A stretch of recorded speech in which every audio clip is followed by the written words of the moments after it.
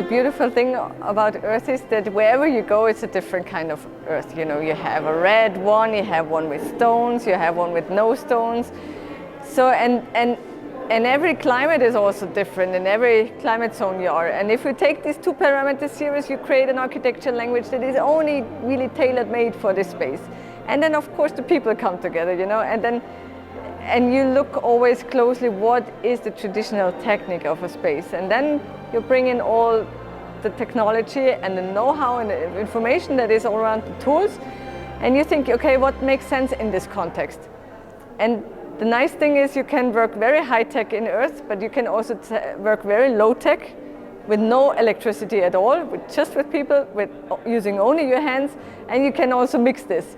So wherever you go, you have to see, you know, what is the right technique, what is the right technology, what is the right language, and that creates ultimately an architecture that is really unique and that is made for the place. The wonderful thing is that, you know, the money you spend when you build with Earth, you spend it on people. That's what I love most. You know, if I had built the school in Bangladesh, for example, with concrete and steel, this money would have been lost for the community. But because it was built out of mud that is for free, I could invest everything in the people and those who really needed it. And that's the best part of building with Earth.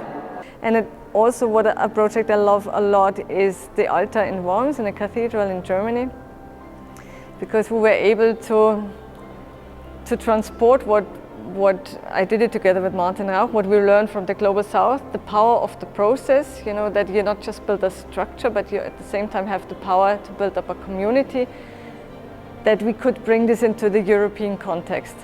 So the community, you know, instead of we designing an altar and bringing it into the cathedral, we came with the tools, and then we took the local material, and together with the community, we built this altar in this 1,000-year-old cathedral. And it became so much the object of the people. They brought in, you know, amulets to, you know, to keep it, to store the history. The best wine, of course, the idea first was to bring in historic elements from the town, like from the Roman Empire and so on, but it became more and more personal. And one of the women afterwards told me, you know, Anna, we usually fight a lot, we argue so much, but this time we knew we have to pull all in one direction if we want to manage this altar in 1 week, if we want to build this. And, you know, working hand in hand on the site and this non-verbal communication on the site and having one aim, this is really bonding together. And this is an experience that I think is important, because in our part of the world, we are not lacking of materiality. We are lacking of good relationships and meaning in life. And that was something that I could feel in this project a lot, that, you know, that the process of building architecture has this social power of bringing people together.